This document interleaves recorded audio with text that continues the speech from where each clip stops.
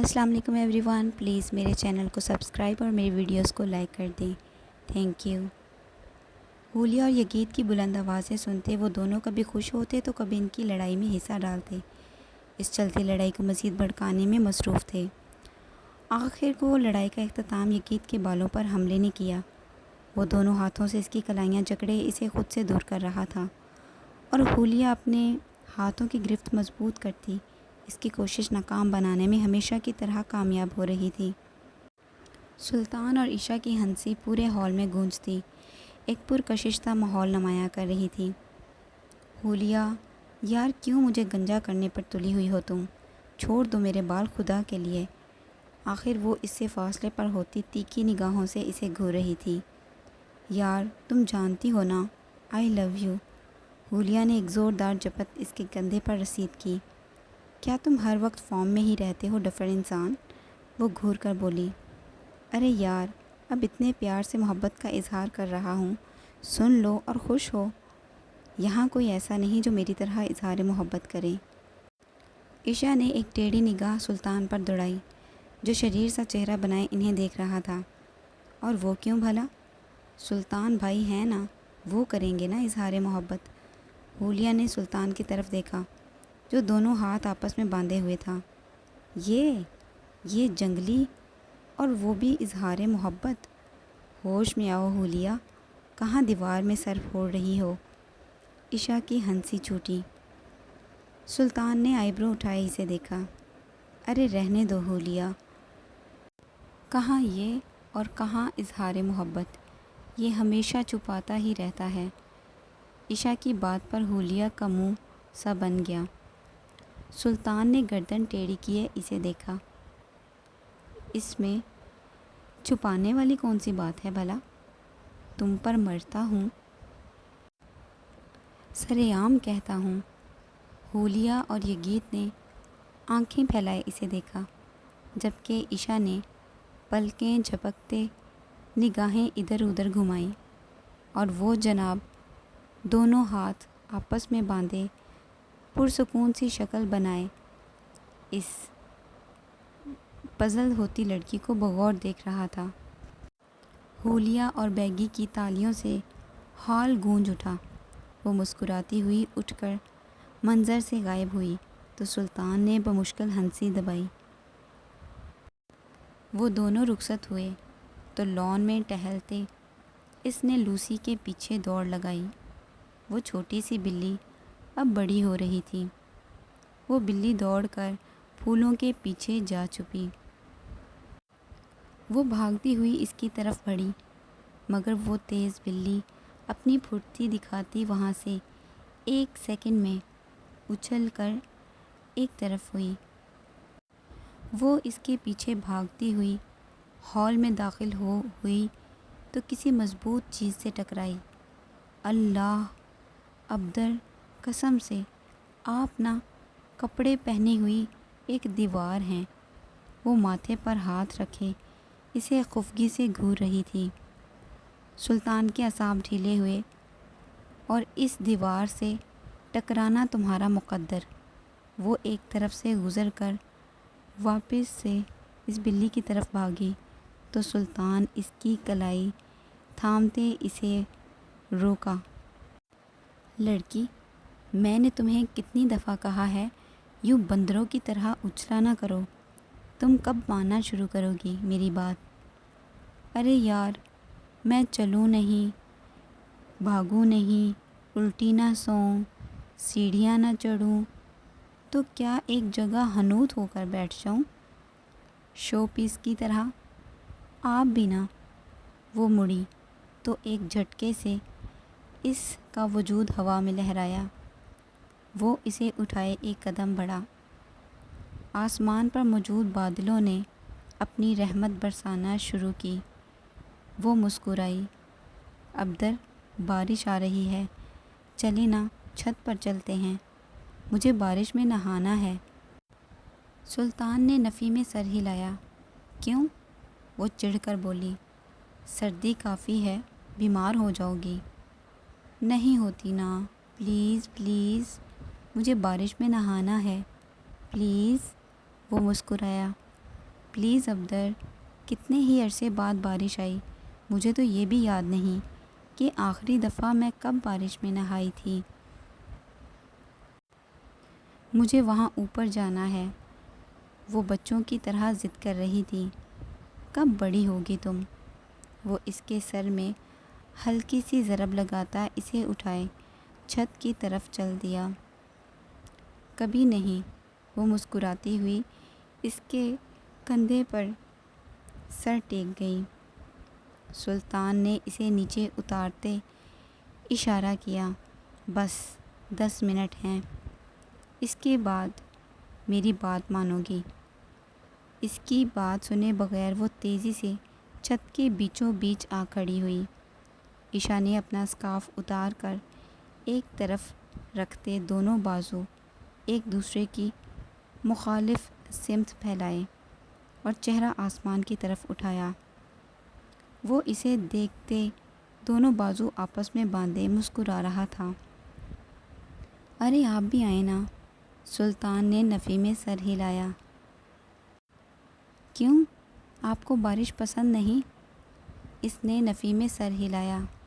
مجھے تو بہت پسند ہے، بہت مزہ آتا ہے، قسم سے، آئیں تو۔ وہ اس کا بازو کھینچتی اپنے سامنے کھڑا کر گئی۔ تیز ہوا سے لان میں لگے درخت لہراتے ہوئے ایک عجیب سا شور پیدا کر رہے تھے۔ اس کے مقابل کھڑا وہ بھیگتا ہوا سنجیدہ چہرہ بنائے اسے تک رہا تھا۔ ارے اتنے پیارے موسم میں بھی آپ اتنا سڑو ایکسپریشن دیں گے؟ وہ ہنسا۔ تو اب کیا ناچوں؟ ناچ لیں، اتنا پیارا موسم ہے، ہم ڈانس بھی کر سکتے ہیں۔ وہ ہنسی تو ایک تیز ہوا کا جھونکا اس سے ٹکرایا۔ وہ اپنی جگہ سے 2-3 قدم پیچھے ہوئی تو سلطان نے بڑھ کر اسے تھام لیا۔ چلو وہاں چلتے ہیں۔ وہ اسے لیے کونے کی طرف بڑھا۔ یہاں کیوں لائے؟ ارے پاگل لڑکی، اتنی تیز ہوا چل رہی ہے، تم کہیں اڑ گئی تو کہاں ڈھونڈتا پھروں گا تمہیں؟ وہ شریر سا مسکرایا۔ وہ اس سے فاصلے پر ہوئی۔ کیوں، میں کوئی شاپر ہوں جو اڑ جاؤں گی؟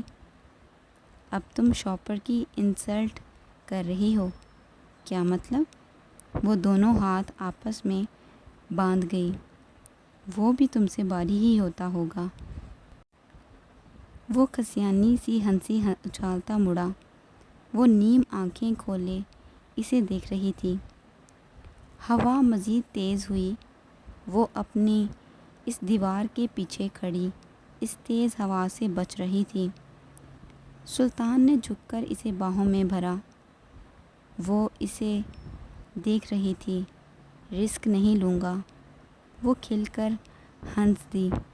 اللہ کرے میں سومو پہلوان جتنی موٹی ہو جاؤں اور پھر آپ کو مجھے یوں اٹھا کر میری انسلٹ کرنے کی بس ایک حسرت ہی رہ جائے۔ وہ گہری سانس بھر گیا۔ میری پیاری سی چڑیا، دن میں خواب دیکھنا چھوڑ دو، تمہاری صحت کے لیے اچھا ہوگا۔ وہ ہنس دی۔ اس کی الٹی سیدھی باتیں سنتا، اس کے ہاتھوں کے بدلتے زاویے اور چہرے کی خوشی اور مسکراہٹ دیکھتا، وہ نہ جانے کتنی ہی دیر اس کے سنگ بارش میں بھیگتا رہا، جس کے برسنے پر وہ ہمیشہ کسی کونے میں چھپ جاتا تھا۔ اسے تو بارش سے نفرت تھی۔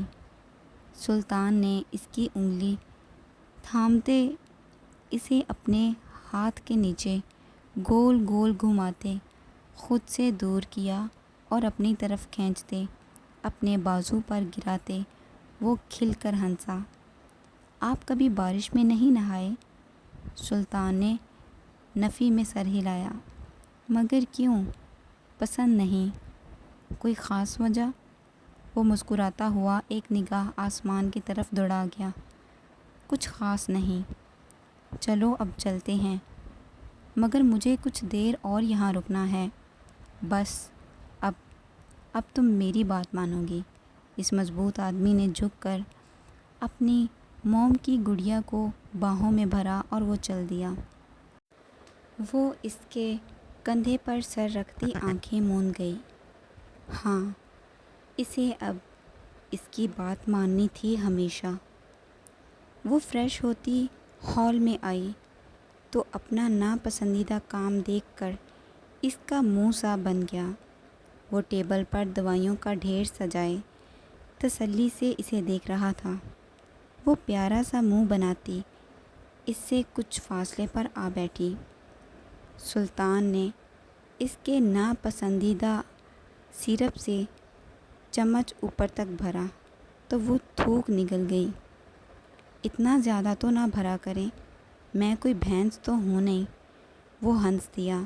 سلطان نے چمچ اس کی طرف بڑھایا۔ وہ فاصلے پر ہوئی۔ قسم سے یہ بالکل بھی اچھا نہیں ہے، ذرا سا بھی نہیں، پیو اسے ابھی۔ وہ قریب ہوا۔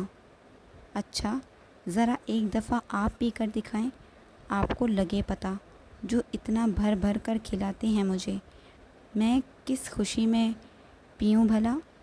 آپ اسے پئیں گے اب تو ہی میں بھی اسے پیوں گی، ورنہ نہیں۔ وہ مزید فاصلے پر ہوئی۔ ارے یہ کیا ضد ہوئی اب، جو مرضی سمجھ لیں، مگر آپ کو اسے پینا ہی پڑے گا۔ وہ گہری سانس بھرتا اسے دیکھ رہا تھا۔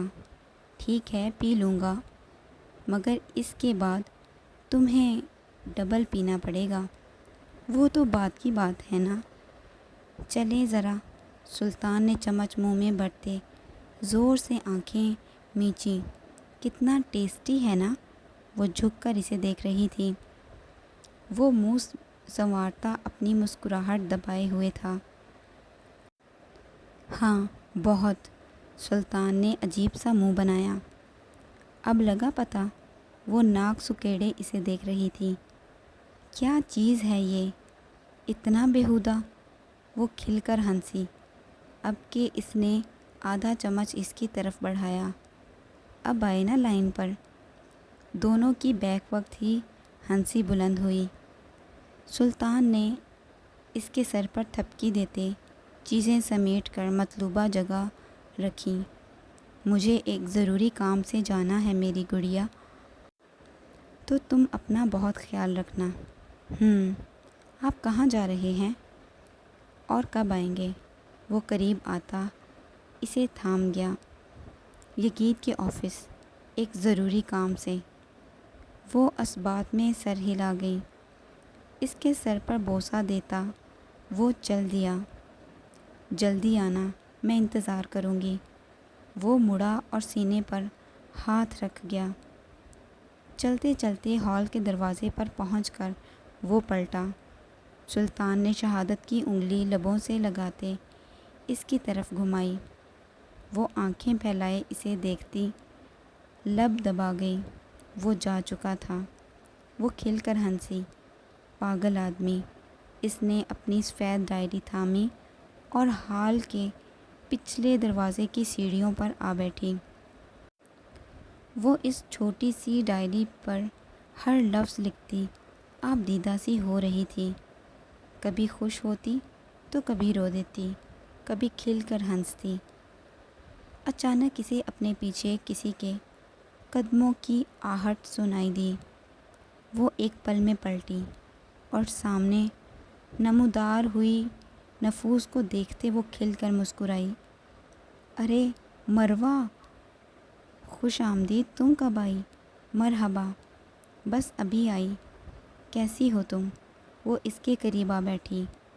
میں ایک دم فٹ، تم بتاؤ کیسی چل رہی زندگی؟ مروہ نے گہری سانس بھری۔ فی الحال تو اچھی چل رہی ہے۔ اوہ سچ؟ حاتم انکل کافی دنوں سے نہیں آئے، کہاں ہیں وہ؟ وہ کسی ضروری کام کی وجہ سے انقرہ گئے ہیں، کچھ دن تک آ جائیں گے۔ سلطان بھائی کیسے ہیں؟ وہ کہاں ہیں؟ وہ تمہارے ہی آفس گئے ہیں۔ اچھا، میں نہیں جانتی تھی۔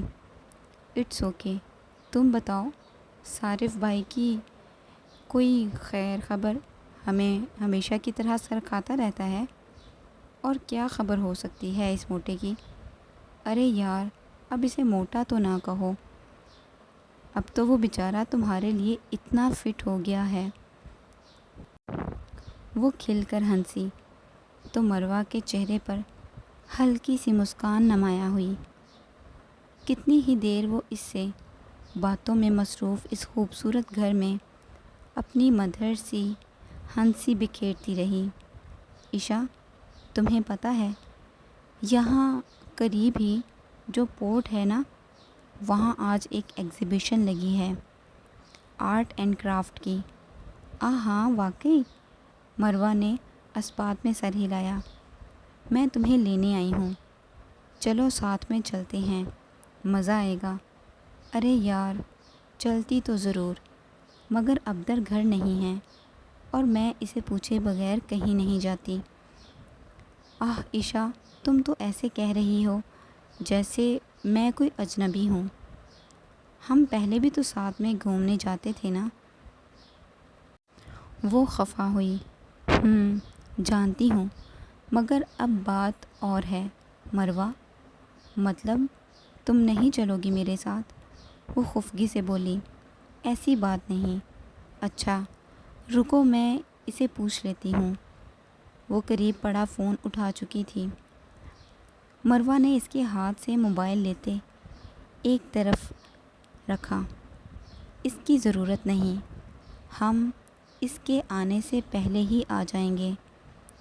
ارے پوچھنے نہیں تو بتانے تو دو، اور تم جانتی ہو وہ منع کریں گے۔ عشا نے سر گھمایا۔ تو اب چلو چلتے ہیں، بس کچھ دیر، ہم جلدی واپس آ جائیں گے نا۔ پلیز پلیز چلو نا۔ عشا نے اس کی ضد پر ہار مانتے آخر اثبات میں سر ہلایا۔ وہ حجاب اوڑھتی اس کے ہمراہ اپنے گھر کی دہلیز پار کر چکی تھی۔ بالاٹ کی گلیوں سے گزر کر آخر وہ اس چھوٹی سی پورٹ پر پہنچ چکی تھی۔ وہاں بہت سے لوگ موجود تھے۔ وہ ایگزیبیشن واقعی کافی پرکشش تھی۔ رنگ برنگے آرٹ پیسز دیکھتی وہ چہک رہی تھی۔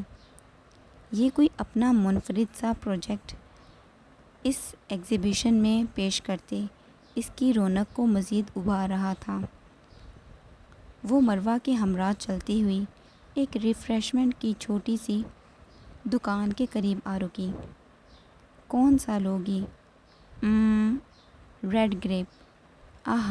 سلطان بھائی کا پسندیدہ۔ وہ شرارت سے اسے کہنے کی ضرب لگا گئی۔ اس رش سے بھرپور فیری میں گھومتی وہ کچھ عجیب سا محسوس کر رہی تھی۔ مروہ، میری طبیعت کچھ ٹھیک نہیں، عجیب سا فیل ہو رہا ہے، کیا ہم واپس چل سکتے ہیں؟ مروہ نے اس کے قریب آتے اسے تھاما۔ کیا ہوا تمہیں؟ ٹھیک تو ہو؟ ہاں بس عجیب فیل ہو رہا ہے۔ چلو چلتے ہیں پھر واپس۔ وہ اسے لیے فیری سے باہر نکلی۔ مروہ نے اس کا ہاتھ مضبوطی سے تھام رکھا تھا۔ وہ اسے لیے ایک فیری سے نکلتی دوسری میں داخل ہوئی۔ وہ خالی تھی۔ عشا نے اسے دیکھتے اپنے قدم روکے۔ نہیں، مجھے کہیں بیٹھنا نہیں ہے، بس گھر واپس چلتے ہیں۔ ہاں چلتے ہیں، مگر تم بس 2 منٹ یہاں ریسٹ کرو، چلنے کے قابل ہو جاؤ، پھر واپس چلتے ہیں۔ وہ اثبات میں سر ہلاتی وہاں لگے ایک چھوٹے سے بینچ پر براجمان ہوئی۔ اس کا سر دھیرے دھیرے بھاری ہو رہا تھا۔ آنکھوں کے سامنے ایک عجیب سی دھندلاہٹ محسوس کرتی وہ مروہ کا بازو سختی سے تھام گئی۔ مروہ، مجھے چکر آ رہے ہیں، کیا تم ابدر کو فون؟ اپنی بات کے اختتام پر اس کی آنکھیں دھیرے سے بند ہوئیں۔ مروہ نے سختی سے مٹھیاں مینچیں۔ اسے سہارا دیتے بینچ پر لٹایا۔ وہ اس کے قریب بیٹھی اس کے چہرے کو بغور دیکھ رہی تھی۔ اپنے عقب سے آتی ہیل کی ٹک ٹک کی آواز اس کے کانوں سے ٹکرائی تو مروہ نے سختی سے آنکھیں میچیں۔ کافی بہادر لڑکی ہو، ماننا پڑے گا۔ وہ اس کے عقب سے نکل کر ایک سٹول گھسیٹتی اس کے قریب آ بیٹھی۔ مروہ کی آنکھوں سے نکلتے آنسو اس کے تھامے ہوئے ہاتھوں سے پر گر رہے تھے۔ یہ رونا دھونا بند کرو اور نکلو اب یہاں سے۔ اس نے مروہ کا بازو تھامتے اسے اس سے جدا کرتے باہر کی طرف دھکیلا۔ اسے تکلیف مت دینا، خدا کے لیے رحم کرو۔ تمہاری دشمنی سلطان سے ہے، اس معصوم کو کیوں؟ گیٹ آؤٹ، وہ بلند آواز میں بولی تو مروہ نے 2 قدم پیچھے لیے۔ دفع ہو جاؤ یہاں سے، اور تمہاری شکل میں دوبارہ کبھی دیکھنا نہیں چاہتی۔ اور اگر سلطان کو اس کی بھنک بھی پڑی تو اپنے باپ کا اکلوتا بازو بھی اپنی آنکھوں سے کچلتا دیکھو گی۔ مروہ نے ایک آخری نظر اسے دیکھا اور وہ اپنا لرزتا ہوا وجود گھسیٹتی ہوئی اس فیری سے باہر نکلی تھی۔ وہ چلتی جا رہی تھی، دونوں بازو ایک دوسرے کی مخالف سمت گرائے۔ وہ کسی مجرم کی طرح اپنے سست قدم سنبھالتی بنا مڑے بس چلتی ہی جا رہی تھی۔ اس کے قریب بیٹھتے اس لمبی لڑکی نے اس کے چہرے کی طرف بغور دیکھا۔ وہ چہرہ جس میں اس مضبوط شخص کی جان بستی تھی۔ آخر کیا تھا اس کے چہرے میں؟ وہ بغور دیکھ رہی تھی۔ وہ معصوم تھی اور اس کی معصومیت اس کے چہرے سے صاف عیاں ہو رہی تھی۔ صوفیہ نے ہاتھ بڑھا کر اس کے رخسار پر دھیرے سے رب کیا۔ تم خوبصورت ہو، معصوم ہو، اور مجھے نفرت ہے تمہاری اس خوبصورتی اور معصومیت سے۔ اور اب صوفیہ یزدانی کی نفرت دیکھو گی تم۔ میرا جنون، وہ طنزیہ ہنسی۔ وہ پیاری لڑکی اپنے حواس کھو چکی تھی۔ اس کے قریب کھڑے ایک آدمی نے اس سوئی ہوئی لڑکی کا جبڑا تھام کے کھولا اور پوری شدت سے منہ میں دانتوں کے بیچ لگا ٹریکر ایک جھٹکے سے اکھاڑ پھینکا۔ اس کے جدا ہوتے ہی وہ ہوش و حواس سے گم لڑکی ایک دم تڑپ اٹھی تھی، مگر وہ ہنوز رہی۔ وہ آدمی پاؤں کی ایڑی تلے وہ چھوٹا سا ٹریکر کچل کر اس کا نام و نشان مٹا چکا تھا۔